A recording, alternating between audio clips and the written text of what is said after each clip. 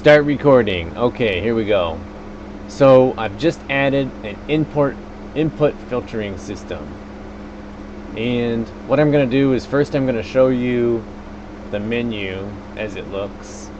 And in order to do that, so in the pause menu of the game, you'll be able to go to the pause menu, and then you'll be able to click on the input curves.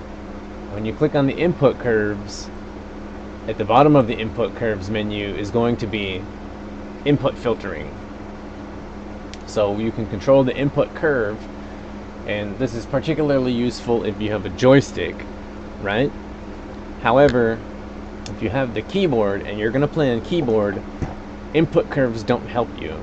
So one of the reasons why input filtering might be beneficial is, as you can see here, the input filtering, what it does is it averages the input over a number of frames from 1 to 50. So you can adjust the number of frames that it's going to average across. Default is 10. And what will happen is, instead of when you press the keyboard, now you have full input, it'll gradually increase as the average gets closer and closer to the key pressed.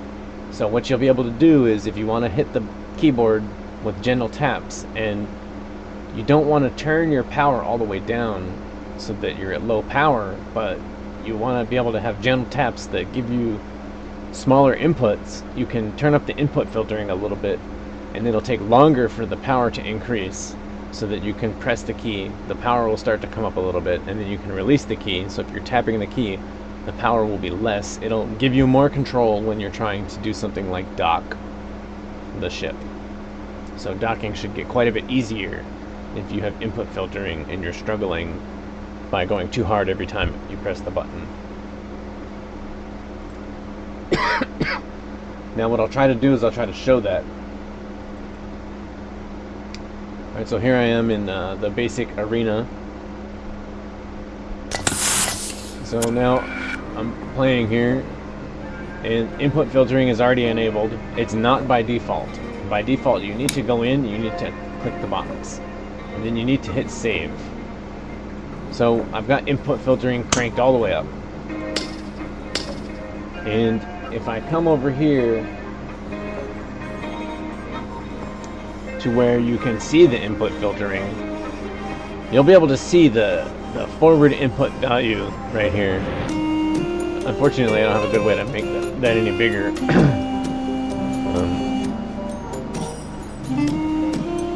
Yeah, I'm not sure how to increase the size of this thing. Okay, so anyways, so if I pay attention to this forward input right here, you can see that the number doesn't go to 1 right away. It takes about a second before it gets to 1.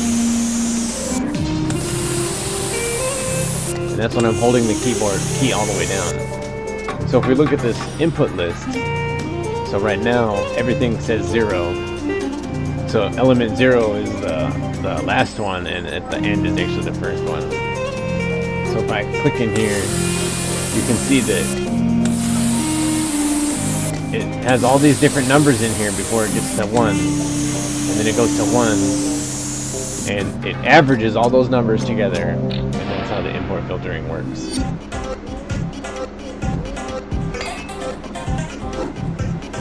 So the idea would be that if you want to try to practice docking or something like that, and you're struggling with the keyboard, then you can't get a small input very easily, one thing you could try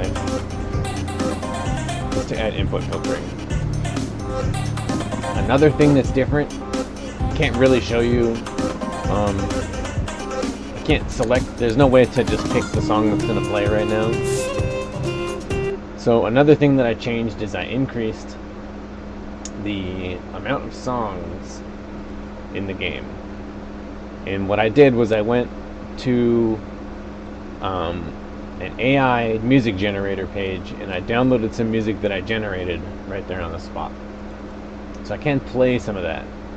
So previously I had all of the songs from, man, I forgot to put that in the credits, but it doesn't matter. I'll put that in the credits later. all of the songs were from either this one artist and I had menu music from another artist. And then I added these Hungarian dances from Brahms. So the one artist sounds like this kind of electronic music. Here's a Christmas song right here. Okay, so, and then the Brahms sounds like this.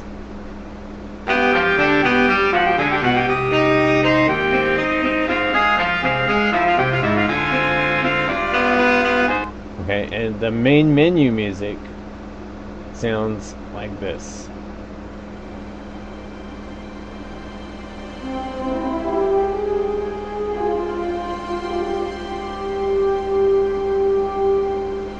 So I'm hoping that this AI music will be a bit of a contrast because it'll sound a little bit closer to the original set. And a little bit more like video game music.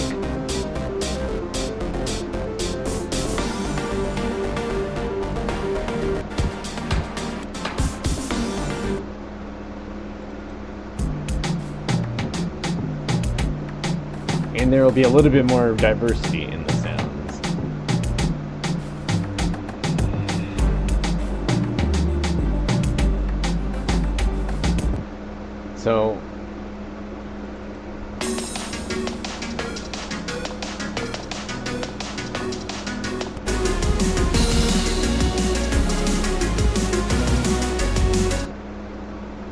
So altogether there should be quite a bit more music.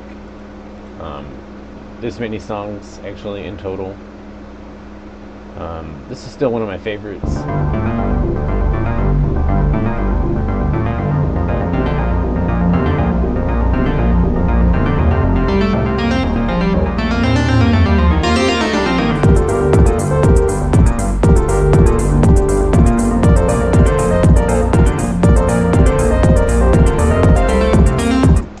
So I want there to be enough of a diversity in there that it kind of breaks any particular stylistic identity.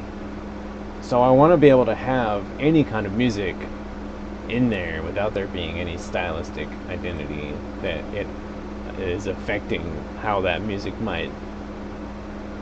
Ultimately, the goal would be that any music that I might or someone else might want to mix in would not contrast in a way that feels out of place. So whatever the music is, there's already enough diversity in the sounds. And I know I have a little bit too much electronic in there for that, but there'll be enough diversity in the sounds that it won't sound out of place, whatever the music type is. So it's not going to be there now, but I just wanted to make sure and emphasize a few styles that are going to be less commonly desired. For example, I really want this kind of MIDI music in there, and it's really hard to mesh this kind of music in with a lot of, for example, already stylistic music, because it contrasts pretty sharply. Classical music of certain types can contrast pretty heavily, and I just really wanted it to be able to fit in, even though particularly racing games tend to be a little bit more like dance music or something like that. So I guess the only problem that I can figure out that I did is that I did not include any credits for the AI music. But nobody made that music, just some AI did. So if I miss one update before I get a minute credits, I don't feel so bad, because it wasn't really an artist, more like a website. So alright, well, that'll be all. Thank you very much.